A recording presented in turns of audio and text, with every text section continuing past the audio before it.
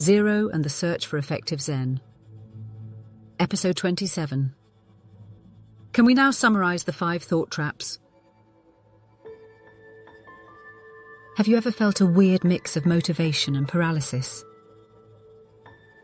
Like you want to change your life, but somehow end up alphabetizing your spice rack instead? Yeah. That's not just procrastination. That's a thought trap. And you might be caught in any one of 5 of them, right now. So here's the deal. The Buddha didn't just drop vibes and vanishing riddles. He presented us with a full-blown user's manual on how not to get mentally stuck. And in a classic ancient mic drop moment, he gave us the now familiar allegory of the man wanting to cross over to the far shore. Picture the river Asiravati, full to the brim, and a man wanting to cross. But our guy, he doesn't even try. Instead, he lies down and wraps himself in a shroud, from head to toe. So what gives?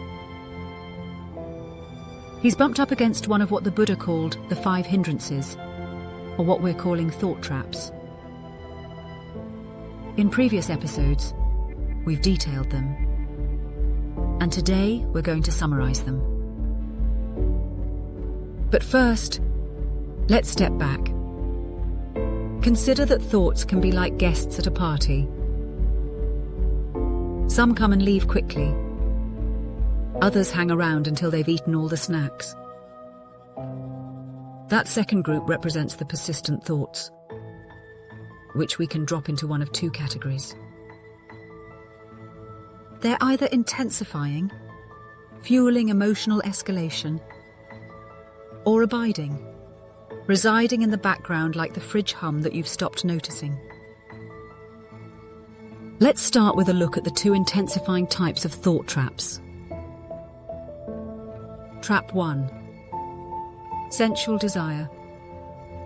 It's not just about a craving for chocolate or ice cream. It's about how those thoughts of chocolate and ice cream escalate. You see the beautiful sunset and have a thought about it. You return to the sunset, now seemingly even more beautiful. And this repeats.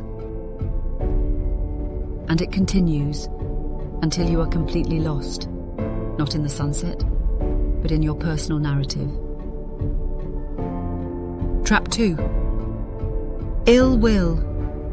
The courtroom in your head where you're judge, jury, and emotional executioner. But this thought trap doesn't just stew. That is, while it may start with a simmer, with each passing thought, you become increasingly lost in the inevitable boil. Now, onto the 3 quieter thought traps. Trap 3. Dullness and drowsiness.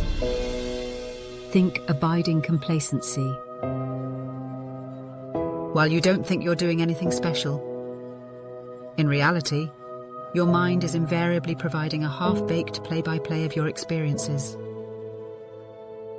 And that play-by-play separates you from the experience at hand, with you remaining on the near shore.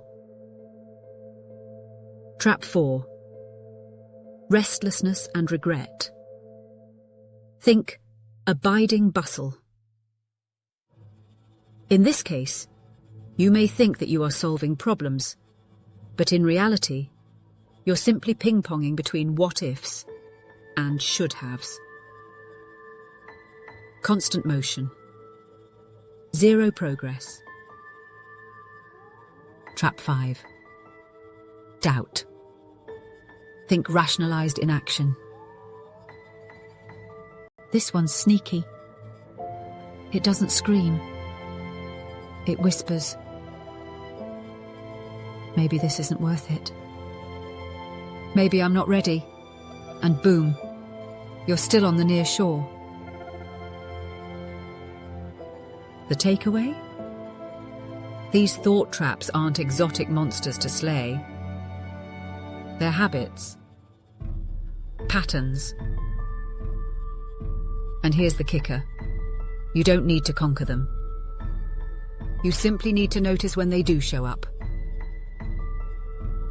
Because the second you recognize the trap, you've already taken a step beyond it.